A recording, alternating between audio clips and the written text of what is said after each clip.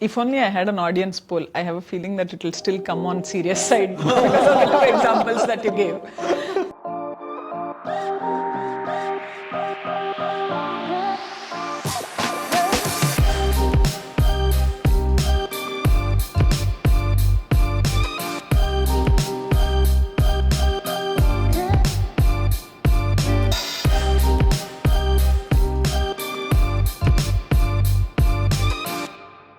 Hello everyone, welcome to another episode of Dialogue with Darwin, a series where we deep dive into HR evolution in conversation with industry experts. So today we are joined by two very celebrated HR leaders from the industry. First, Mr. Balaji, who is the Global CHRO of TVS Supply Chain Solutions. He's the former CEO of Randstad India and has over 3 decades of experience in nurturing startups, acquisitions, leading post-merger integrations successfully. He's a strong believer in execution excellence and has pioneered several new talent practices that we are keen to learn from. Thank you so much for joining us, Balaji. And we are joined by Manju, who is the CHRO of Straive and has been, over the last 20 years, leading talent agenda for brands like Cognizant and Standard Chartered. And today we believe that she is one of the leaders who has a rare vantage view of the talent landscape in the IT and the professional services sector. Thank you so much for joining us today, Manju. Thank you. We are excited to learn from your experiences and insights. To get started, I think, Balaji, I wanted to ask you, over the years where you have witnessed so many things change in HR, what would you say are, few of the key changes that you noticed have really shaped the HR function? And if you have to bring us to the current day, what are the top 3 challenges that an HR leader is prioritizing? Yeah, no, I think it's a great question. As somebody who kind of started the career in the early 90s, and that was a phase when the personal management, PMIR, as people used to say, was kind of fading away. At that point of time, personal management is all about timekeeping, union management, labor laws, etc. And the HR was kind of coming in. India was liberalizing. IT industry was coming up. So I had an opportunity to see that stage of a big transition from a personnel management to HR. And with the movement of IT, for example, in the initial days, when you talk to somebody in the IT industry, they will say HR in IT is all about recruitment. That was a phase, right? From that phase, now I see HR having a seat in the board level. People now talk about the CEO, CHRO, and the CFO forms the most important partnership in the advancement of the company. So there's been a significant way the HR function has changed over the last 3 decades that I've been a practitioner and a manager. So that's the way I see the tremendous amount of transformation. And it's actually very difficult to kind of say which are the 3 important things, but if I still go that path and say, few things which are important, I think succession planning is becoming super critical. Very, very important aspect. Digital and technology is in the forefront of HR transformation. That's really happening in a significant manner. And engagement with a multi-generational workforce in an organization becomes super important, because you have now in the organization people at 50s, people at 40s, people at 30s, and people at 20. So one size fit all will not work. So you need to have nuanced HR practices to engage with the different cohorts. Yeah. So this is how I see the transformation. Very interesting. Right, and Balaji brought a very interesting aspect when he said IT services was all about recruitment. And from this side of the table in IT services, pretty much my entire career in this space, while it started off with recruitment, and you'll resonate with this, Gautami, is that for us the actual shift in where HR started to have a seat at the table is when we started moving from a competency development organization to a skill-based organization to today, where that kind of brings us to the table on conversation on organization design, where it is becoming more and more relevant to have the right organization designed to run agile organizations across IT services and the professional services space. I think for us, that could have been from the recruitment to competency to skill based and today the org design is the shift. Very, very interesting. I know, like, one side the sector kind of moved from the PMIR lens to, now coming to the strategic lens. And this one, yeah, I think just recruiting talent was the biggest problem that you were dealing with. But today, if you have to comment, Manju, like, what would be the top 3 priorities that you as a HR leader might be? Right. I think building skills continues to be our top priority, and we are practically waking up every morning to say what is that next new that we're going to go after, right? I think with the advent of AI and organizations like us who are operationalizing AI, which means we have to shift a whole lot of our workforce in developing them and skilling them to what that next new is going to look like. Even in the software services space, we're talking about moving to low code and no code and so on and so forth. So we are constantly, thinking about what it's going to take the organization to in that direction. I think clearly that for us is important. Second is, like Balaji said, the leadership level succession planning is a key topic for us. Developing leaders who can manage that same multi-generational workforce and who can think along and develop them clearly becomes important. And with this hybrid setup that we've all embraced right now across the organization, the employee experience and engagement clearly is very, very critical for us and continues to be topmost focus across the industry. Interesting to see the commonalities and the minor deviances. I think I see that the professional services sector has the whole skills being like a biggest challenge to be tackling, but experience and multi-generational experience seems to be the problem statement that is common between, and building a leadership talent pipeline. And interestingly, in one of the flagship annual research that we do every year, which is called HR Evolution Perspectives, across the question that we've asked to the CXOs, this is one thing that stood out, which is building leadership pipeline, right? As one of the key risks that they see to be able to achieve the growth that they plan to achieve, sure. Right? Just keen to dive into that, but from a different lens. You were in the role of a CEO before, and you're also, like, let's say now, driving the talent agenda firsthand. How's the contrast of what you were expecting from, the HR function when you were a CEO, and what were you expecting from the CEO when you are driving the HR function first? So I think my experience is I can see the thing from two ends of the table, right? One, as a CEO, you are looking at multiple areas, right? And when I moved to a global CHRO role, I could see this specifically from a very business lens. Typically what happens is, one criticism or feedback, HR professionals get it. You only talk about, you don't understand. I mean, this is a general thing. You don't understand business. You don't understand customers. You don't understand commercials. You don't understand margins, etc., right? I always believe a good HR person should also be a good business leader. So I would always suggest to my teams, meet the customers, understand what the customer wants. Because typically if you're sitting and just doing your strategy planning in an ivory tower, you never understand what the customer needs are. So I think the way I think about it is, a good HR leader should understand the customer issues, and then you'll be able to come with good, appropriate strategic HR. I think because if there is no customer, we don't exist. And HR professionals cannot work in isolation. So I am a big believer in that. Understood. And very interesting viewpoint too. I think, of course, everyone describes this as knowing the business. I think you're taking a step further to saying knowing your customer. Sure. So that you eventually understand Absolutely. what it means for business, right?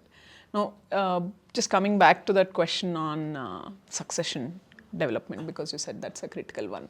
What are you actively working towards to kind of drive succession? Like, how do you tackle that challenge today? there are multiple ways in which organizations look at succession planning. And I think I'm sure Balaji it'll resonate with him. We've moved from models after model, right? So when we started, evaluating jobs to then going to a 9-box and so on and so forth. But I think today it's about bringing value, roles which bring value to the organization, which is becoming critical, right? So we can't just evaluate jobs and say that this is what, will clearly become the successor for this role or so on and so forth. So we have to use a combination of techniques. Of course, we still continue to go back to what we've done, which is, you're creating your 9-box, understanding where the talent landscape is.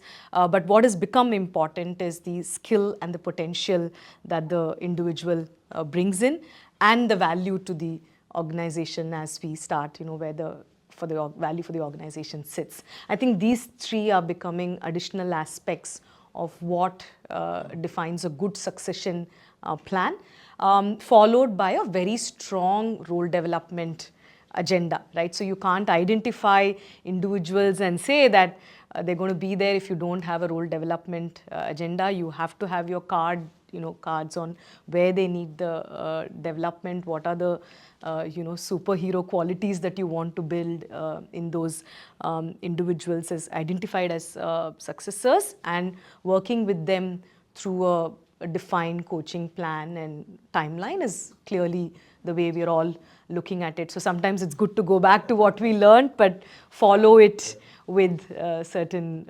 integrity and discipline. Yeah, I think so. Definitely, like you said, it feels like something that we've always known, but the movement to skills and kind of looking at it from a skill lens, and of course making it more individualized in approach, is what I hear. The slight changes, but it's more about adopting it, is what I hear. Correct? Anything more that you would like to add? No, I think she kind of summarized it very well, right? I mean, there are different approaches. Two models which I kind of familiar, I used at some stage of my organizations or in my career is, one is what I broadly call as a talent to value. In an organization, identify what are more critical roles, and see whether your talent is mapped.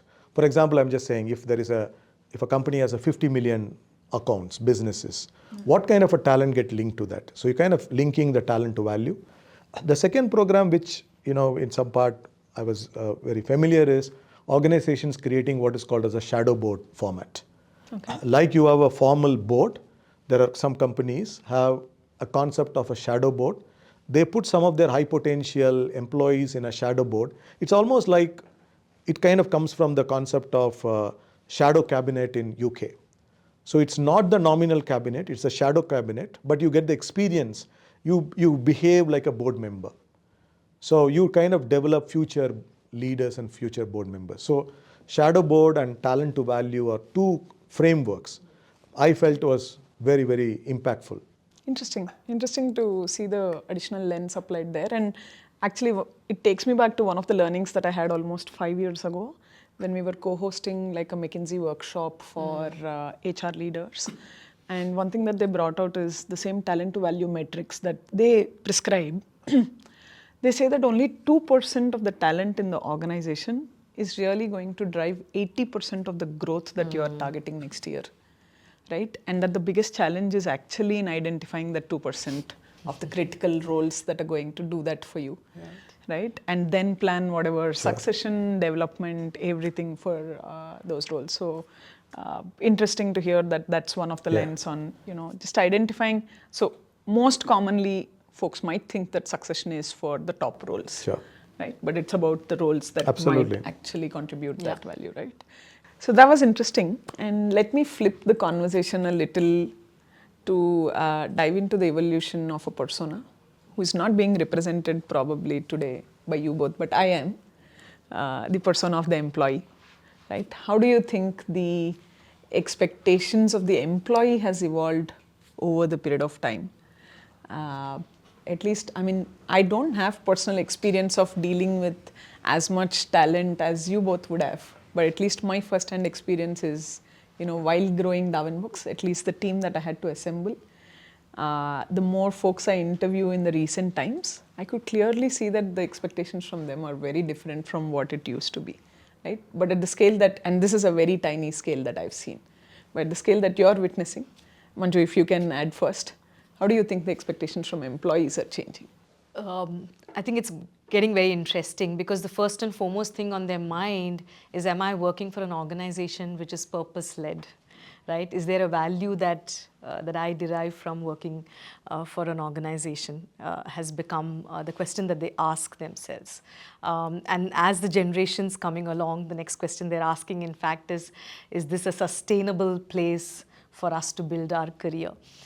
Is there learning and development potential for us as individuals? I think these have become the first few questions before they even get into the role and the compensation and everything else.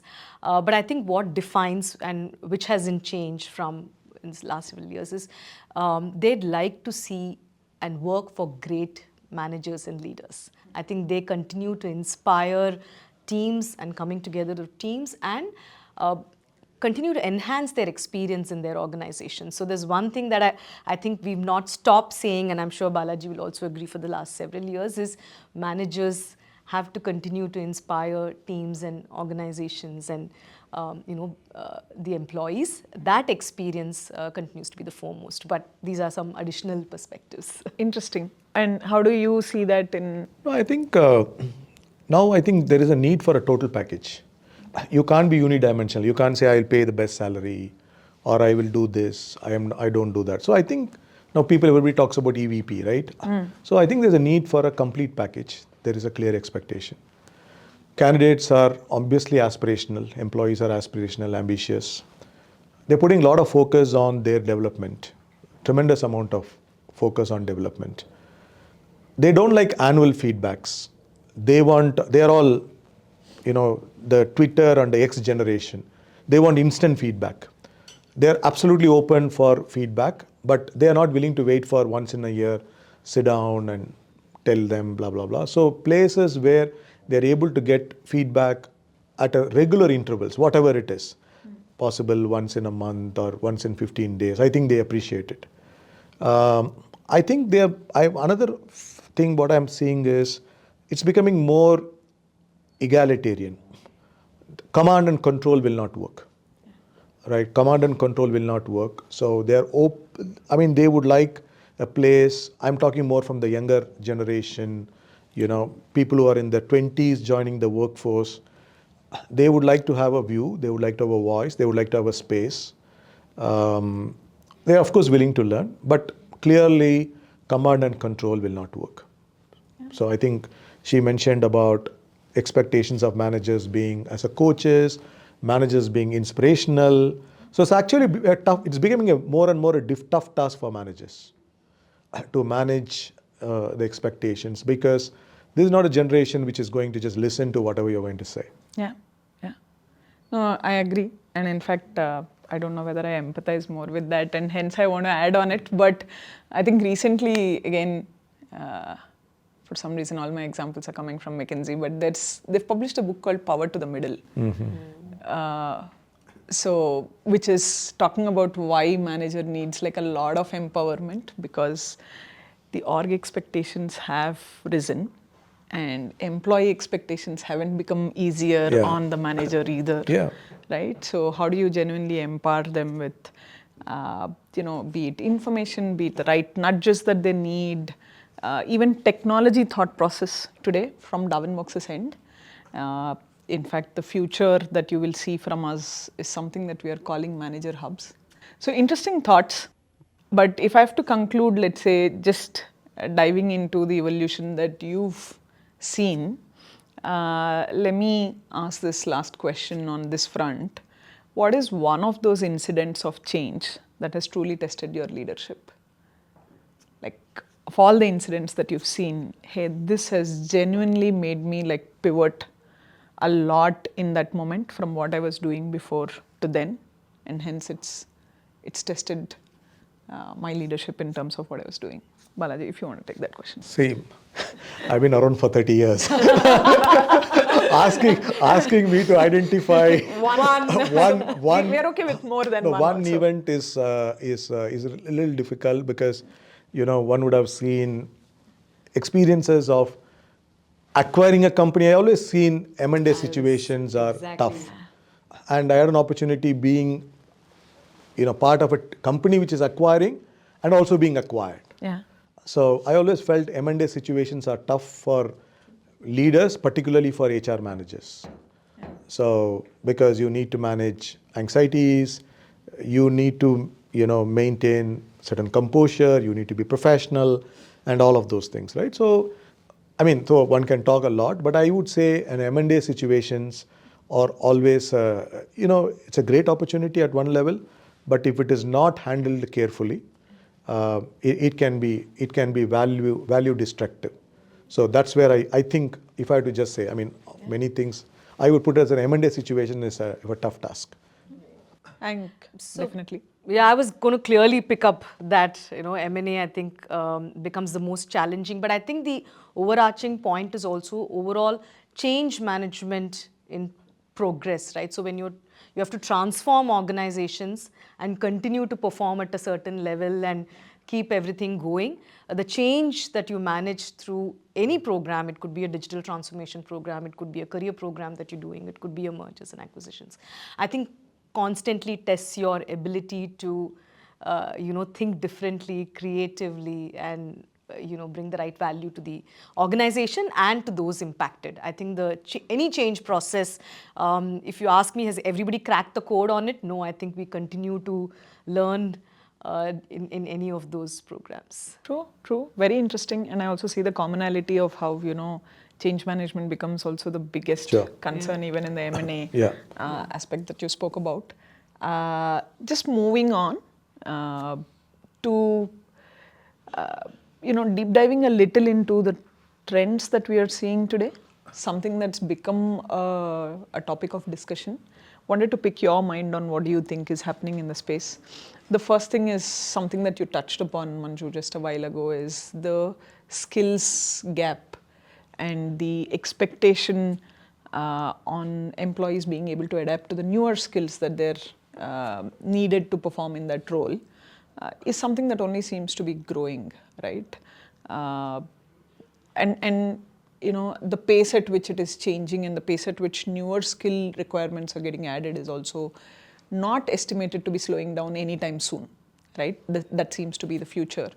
In which case, how do you tackle that problem? What are some key measures that organizations are going to put in place or already putting in place for this? Right, and I call it the grassroots level talent development, right? So you can't focus all your energies on one area where you will build the skill and you think the rest of the organization will be left behind, right? Of course, there is a priority of moving the top 20% and get them to learn, find those with learning agility and get them to move faster. But it's important that everybody else gets touched with this skill experience and move along with it. But what I think is important is, as we do this for our teams within the organization, it is important to take this to newer areas. When I say newer areas, newer talent markets as well.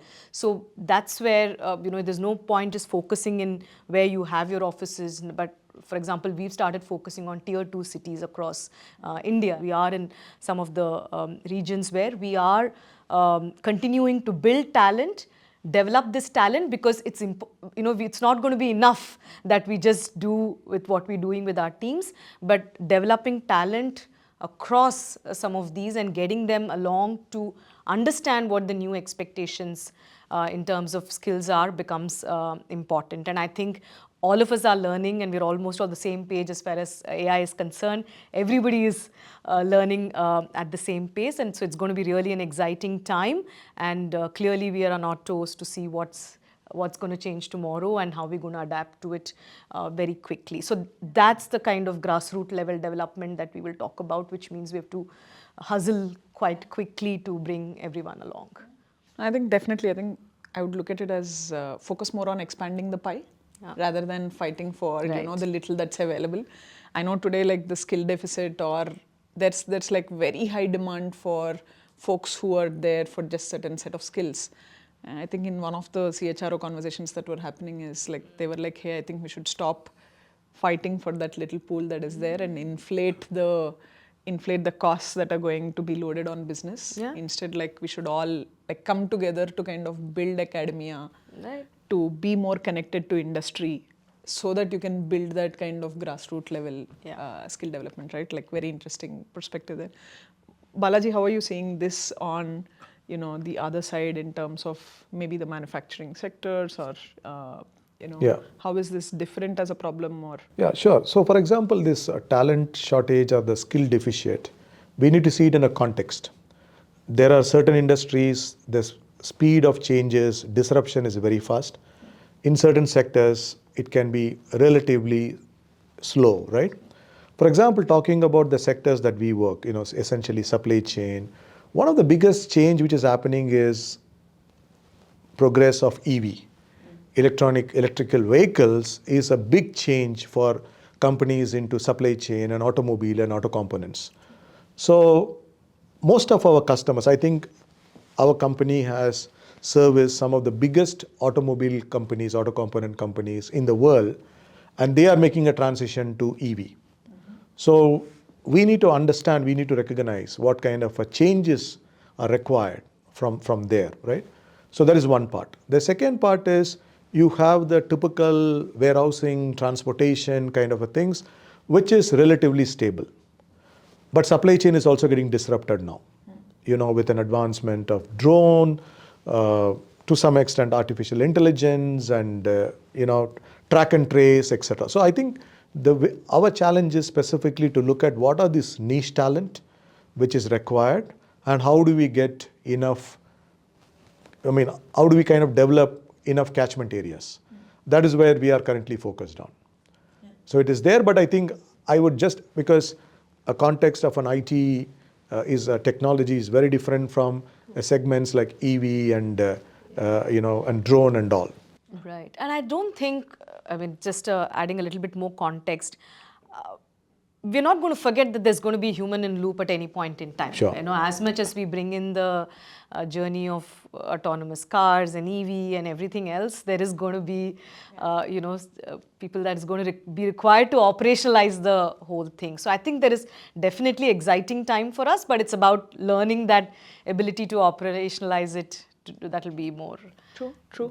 I think very interesting. So you're saying the skills disruption is not necessarily impacting a majority of the roles, but there is some roles where that skill disruption is happening, and those are the niche roles where you need to build that specific talent just to pools. be very clear, I think there are certain, we need to kind of carefully segment this, and we need to say which segment is going to be impacted the most, right? So clearly there are certain segments will be completely disrupted. There you need to be on your toes. So that here is a question about applying a Pareto principle, and where is your 80-20 impact and all of those things. So we are really focused on areas where the shift is very, very quick.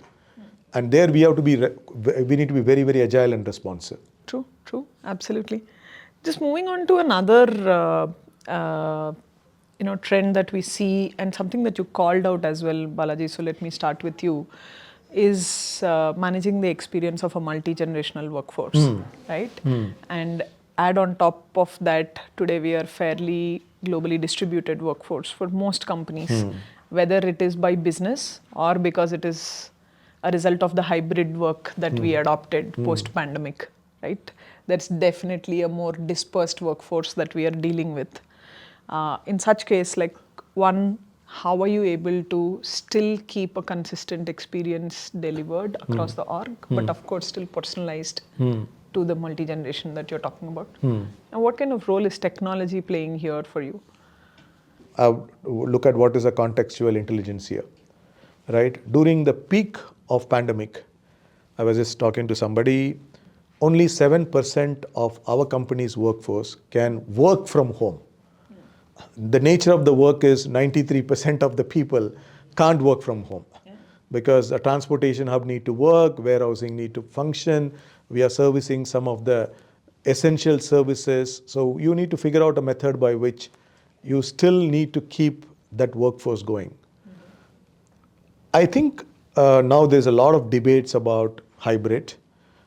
People talk about 3 to 2, 2 to 3, how many days you come to work, yeah, etc., etc. I think technology plays a role, a significant role in giving that experience and all of those things. But I have a feeling, more and more organizations, my understanding, my reading is saying people need to come to office most days of the week.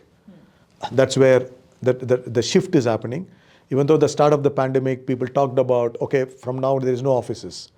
Everybody will work from home all days of the week. But I think now the pendulum is swinging. Now it's to say companies have to come back to work. So I think technology was remarkable value during the pandemic, and I think it continues so. But I think there is also some shifts happening. Got it. And how do you see it in the sector? It will continue to play a very important role, right? Because one, I think with teams completely spread out across and globally, I think technology becomes that one unifying platform where teams come together, collaborate, talk and understand a lot about how the organization culture percolates across as well. And the second point is, as managers, it's important that you started to manage both hybrid teams. There are teams, completely working from home. And if you have to continue to engage them, then technology becomes the fundamental way in which you will deal. And you have to give them that power in their hand to be able to exercise freedom in how they are engaging them as well. So there again, technology becomes a very important piece where there's more manager self-service, more employee self-service, conversations that he said has to be instant in terms of feedback and so on and so forth, can be done only when we have some of these tools in place, and we continue to build from there. Yes, there is definitely coming back to in-person conversations and so on and so forth that we want to do for creative thought process and talent development, but I think technology will be the base from which we will start. Let me ask like a theoretical question out of my curiosity, right? Like when we talk about employee experience, it is such an omnipresent thing, as in like it's not one thing that you do that actually delivers employee experience, right? Like some correlate that to my policies, how easy they are. Some correlate that to how do I feel like when I come to office? It's the environment of the office or whatever. What do you think are the top 2 or 3 things that genuinely impact and influence experience the most for employees? I'll just stick with one, and I think today's generation is about belongingness. You want to belong to where you are, right? So you want to feel that experience, and it comes through being part of that setup, and everything else comes under that belongingness. So for me, if you're able to bring an experience where the employee truly feels that he belongs to this place and this is where he likes to be, then you've achieved what you wanted to. Yeah. What do you think experience stands for? And I think employees, look at a company or an organization which is just and fair, right, and which respects people. And I don't think people have a problem with policies and procedures, right? Because we need to recognize running a 100 people company, running a 1 lakh people company is very different ballgame. Yeah. Because as you scale, you need to have certain processes, you need to have some policies, you need to have some do's and don'ts, etc. You can't work without that. But as long as companies are consistent, they are seen as just and fair, and it is not ad hoc, I think it's perfect. It will work well, right? I mean, where employees get upset or unhappy is they experience differential treatments. That's where the problem comes. So I think good organizations should ensure that they have been seen as fair and just organizations. Interesting, and interesting diverse viewpoints as well. Thank you so much for those insights. It was really a pleasure learning from all your experiences. But of course, before we wind up, we don't intend to just get to know the serious insights.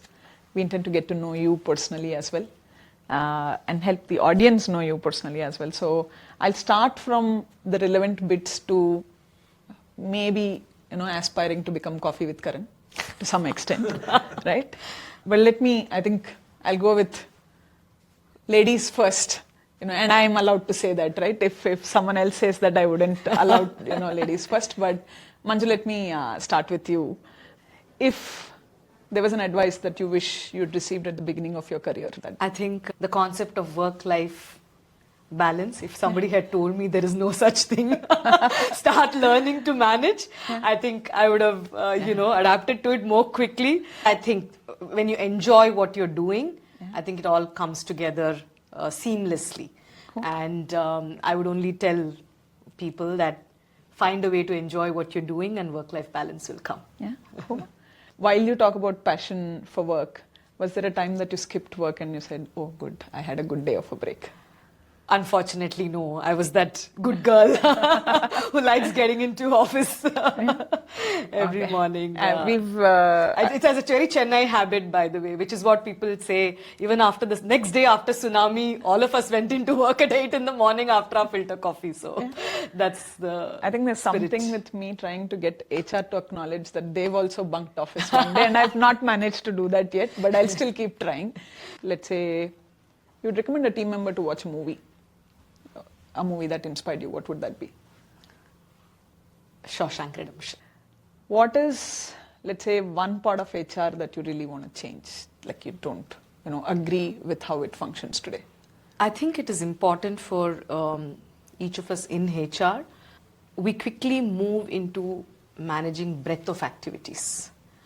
It's important that team members who aspire to join HR spend some time in creating depth in each of these functions. I think that's what will build you as a well-rounded professional, and that's something I will advocate, and I would recommend everyone who wants to come into HR. While you quickly need to know the breadth, spend time understanding 2 or 3 areas where you go into the depth of what HR function is about. Okay. Cool.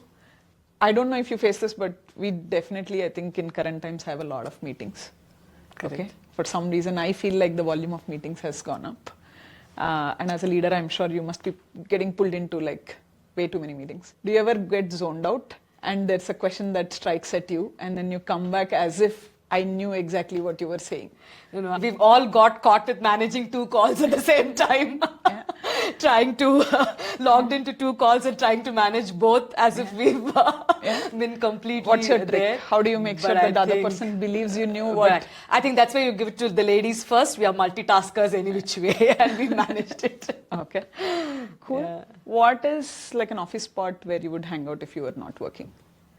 Completely on the floor. I think that the energy when teams are all working, and that's the energy that you want to absorb through the process. What is your stress buster? My daughters. Okay, nice. Thank you so much, Manju. Balaji, I'll try to, now I think I've warmed up, so I'll try to get to the current mode directly. Okay. Right? What's one thing that you've been told you are, but you're not? I've been told I'm very serious, but I'm not. Yeah.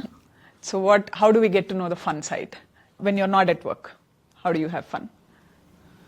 Actually, what I think is fun for others, it's like serious pursuits. Okay, allow us to be the judge of that. Yeah, for example, I like reading. For me, I kind of get a lot of joy and pleasure there. Yeah. But for others, it may be a serious pursuit. Yeah. For example, right? And I kind of like fitness to some extent. Yeah. So some of these things, what I think is fun for me, from another lens can be like a serious pursuits. Yeah. So that's what it is. If only I had an audience poll. I have a feeling that it will still come on serious side because of the 2 examples that you gave. What is like a fun spot in office or a hangout spot for you in office when you're not working? So I kind of cafeteria is one place where you can just go, you can meet with people. I generally like to kind of go and meet with people who are not part of my team. I just go and chat with the finance teams. I just go and talk with the legal teams. Yeah. Because anyway, you have to meet your teams. So kind of talking to people who are not part of your function, just shooting the breeze, just chit-chatting, I always find it very nice. Okay. So I think that even it is just a 10 minutes quick chat, but that's great to kind of just connect and find out. Interesting. And what's your stress buster? I said that, right? I mean, Reading is- I like to read because I don't watch television at all. Yeah. So reading is a major stress buster. Netflix still hasn't managed Zero, to like get into zero, your... zero. Okay. No OTTs. Yeah? Yeah. Okay. There's a customer that they're losing. Good. If there is one advice that you would give a new person who's joining HR today. Yeah, I would say I have diverse experience. Take more risk and be less cautious. Good. Good to know. Because you said you read a lot, one book you would recommend your team any day to kind of read? Road Less Travel, Scott Peck is one book. I mean, there are many I can talk about, but Road Less Travel from Scott Peck is one book which kind of remained in my mind for a fairly long period of time. Particularly the beginning line is great. Okay. The book the starting line is, life is difficult. It says, once you recognize it, accept it, everything is easy. Yeah. So that kind of reminds. So I can say many things, but this is one remained in my mind. And recently, an autobiography of Fali S. Nariman. That book made a good impact. It's a nice, interesting book. Good. I think I have two things to go back and check out. And it might sound cynical, but I think it is the reality that I want to close up on. Like how Balaji said, life is difficult, and how, Manju, you started with the first answer saying, I wish someone told me work-life balance doesn't exist. I think you better accept that and start managing multiple things. I think there is merit in accepting reality, but also fine-tuning our ways of getting around that. I feel this conversation gave me an insight into how you did that in really tough and celebrated roles that you've donned over the years. Thank you so much for sharing those experiences with us, and thank you for joining us.